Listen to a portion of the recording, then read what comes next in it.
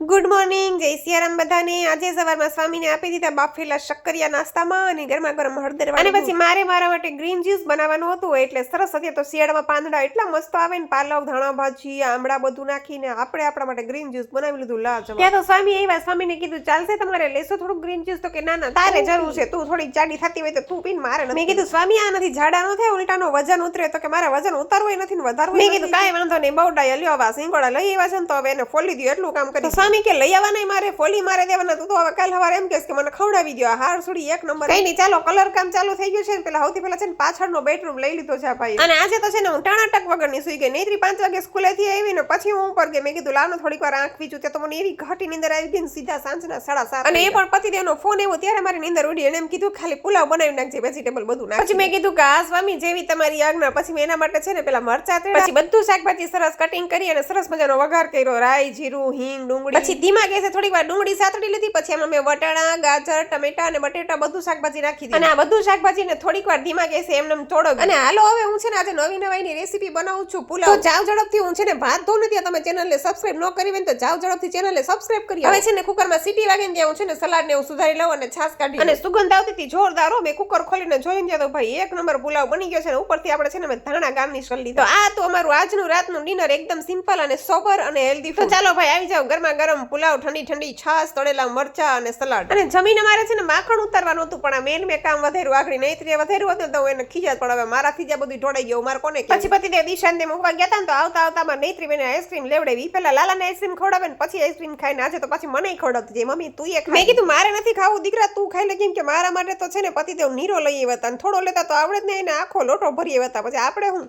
ગટગટાવી। સારું ચાલો તો હવે આવજો, મળશું નેક્સ્ટ વિડીયોમાં। વિડીયો ગમે તો લાઈક, શેર અને સબસ્ક્રાઇબ કરવાનું ભૂલતા નહીં। જય સિયારામ।